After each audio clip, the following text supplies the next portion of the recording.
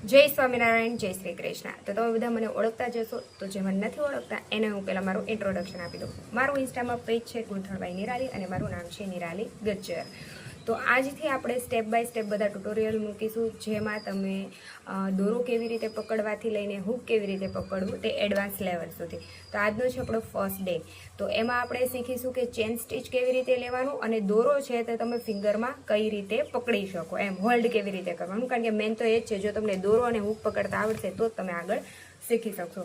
અને ક્રોશેટની આઇટમ શીખવા માટે સૌથી પહેલાં તો તમારામાં પેશન્સ હોવું ખૂબ જ જરૂરી છે, તો જ તમે શીખી શકશો. જેમ તમને રોટલી કે એકડે એક દિવસમાં ન આવડે, એમ ક્રોશેટ પણ કોઈ એક દિવસમાં આવડે એવી વસ્તુ નથી. તો જેમનામાં પેશન્સ હોય એમને જ આ વસ્તુ ટ્રાય કરવી. તો આનું મટીરિયલમાં એકદમ બેઝિક રિક્વાયરમેન્ટ છે યાનનો બોલ, જે તમને માર્કેટમાંથી 10 રૂપિયાનો મળી જશે, ઓસવાલ બ્રાન્ડનો છે. અને હૂકમાં તમે યુઝ કરો તો 13 અથવા તો 14 નંબરનો હૂક લેવાનો છે. અને એમએમમાં વાત કરીએ તો 2.5 એમએમથી લઈને તમે 3 એમએમ સુધીનો હૂક યુઝ કરી શકો છો. તો આપણે સ્ટાર્ટ કરીએ ટ્યુટોરિયલ. આપણે ઊન લઈ લીધી છે. હવે દોરો છે ને એને આ મારો લેફ્ટ હેન્ડ છે અને રાઈટ હેન્ડથી હું ગૂંથીશ. એટલે લેફ્ટ હેન્ડને આમ ઉલટો કરવાનો, આ દોરાને આમ લેવાનો અને આપણી આ જે ફિંગર છે અંગૂઠાના બાજુની ફિંગર, ત્યાંથી આપણે દોરો વીંટીને અહીંયા આ છેડાનો ભાગ છે ત્યાં આવીશું. હવે મિડલ ફિંગર અને થંબથીને આપણે દોરાને હોલ્ડ કરીશું. જમણો હાથ છે એનાથીને આપણે ટ્વિસ્ટ કરીશું અને આવી રીતે થંબ અને મિડલ ફિંગરથી આપણે હોલ્ડ કરીશું. અને આ જે ફિંગર છે ને એ દોરાને આમ ખેંચશું ને ફિંગર, એટલે આ હોલ છે એ સ્મોલ થઈ જશે. પછી આપણે લેશું હૂક. હૂકને આ વચ્ચે જે રિંગ છે ત્યાં એન્ટર કરીશું આવી રીતે.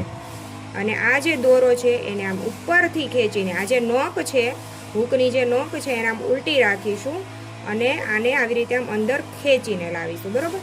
પછી આને છોડી દેશું. પછી અહીંયાથી ને અમે નજીકથી પકડી લેશું. નહીંતર શરૂઆતમાં તમારે કેવું થશે, નજીકથી નહીં પકડો તો છૂટી જશે એમ. આને આમ ટ્વિસ્ટ કરીશું, મતલબ અંદરની તરફ હૂક લઈને આટી મારીને દોરાને આ જે ચેન હતી એની અંદરથી આપણે પાસ આઉટ કરીશું. એટલે શું થશે, અહીંયા લોક લાગી જશે.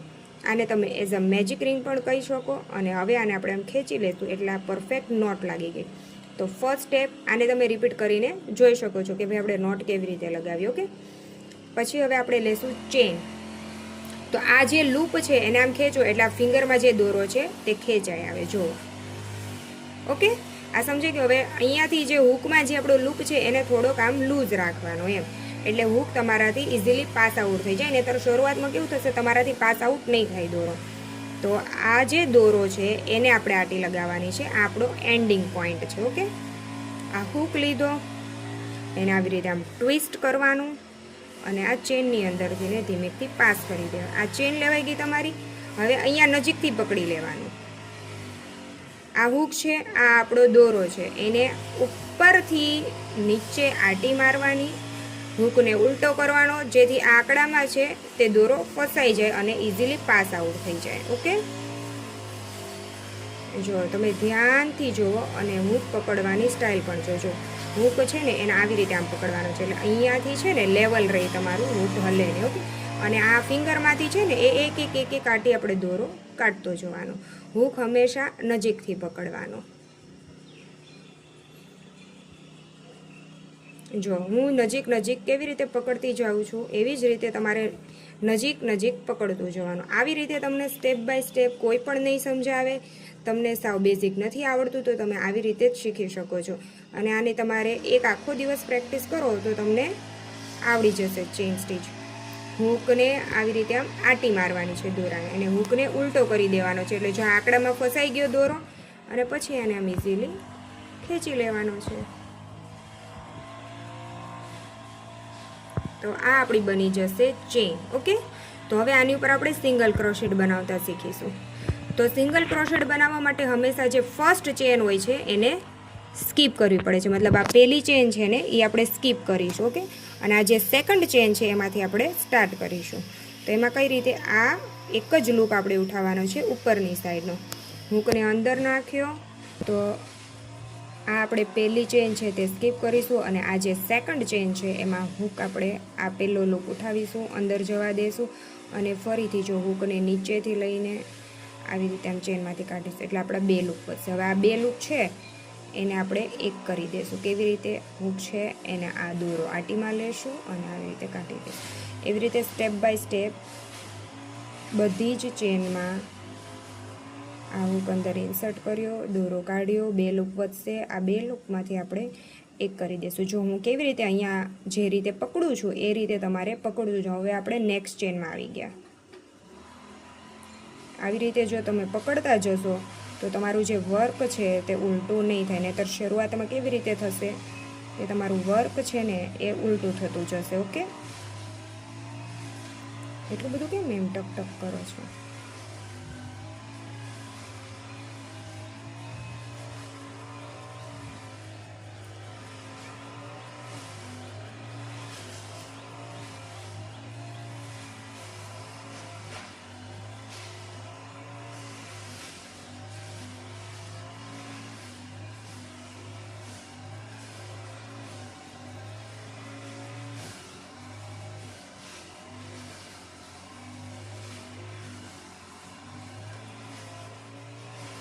અહીંયા આપણું લાસ્ટ ચેનમાં અહીંયા વર્ક પૂરું થયું. આપણી નોટ હતી. હવે શું કરશું? અહીંયા એક ચેન લેશું.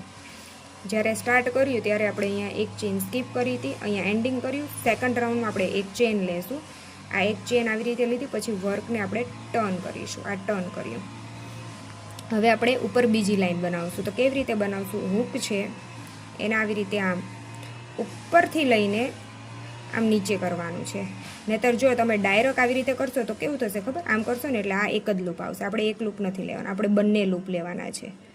આવી રીતે આખી ચેન ઉઠાવવાની છે. જુઓ આ આખી ચેન છે. જુઓ આ બધી. ઓકે, આપણે આખી ચેન લેવાની છે બધામાં. આમાં લાઇટ ચાલુ છે કેમેરામાં. તો આપણે ફરીથી સ્ટાર્ટ કરીએ. આપણે એક ચેન તો લઈ જ લીધી હતી એક્ઝેક્ટ અહીંયા. આમાં કોઈ સ્કીપિંગ કરવાનું નથી. હૂકને આ રીતે આપણે હોલ્ડ કરીશું. આ હૂક છે એને જો મેં આવી રીતે ડાઉનમાં જવા દઉં છું, પછી આને આમ ઉપર ઉઠાવીશું એટલે બંને લૂપ આવી જશે.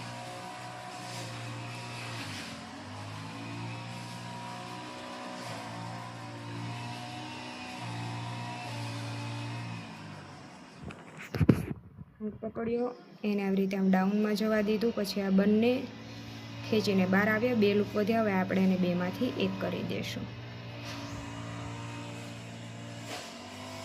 જો આ આપણી આખી ચેન ઉઠાવી એટલે આવી રીતે કંઈક દેખાશે. પ્રતિકામાં કેમેરાનું સેટિંગ કરવું પડે એમ છે કંઈક છે. તો આ 1માં ઇન્સર્ટ કર્યું. ઓકે, અને આ લાસ્ટ ચેન છે એને પણ આવી રીતે જ કરીશું. અહીંયા વર્ક આપણું પૂરું થયું. હવે થર્ડ લાઈન ચાલુ કરીશું તો પણ અહીંયા પહેલાં એક ચેન લેશું, વર્કને ટર્ન કરીશું અને આ જે આપણું ફર્સ્ટ સિંગલ ક્રોશેટ છે એમાં જ ઇન્સર્ટ કરીશું.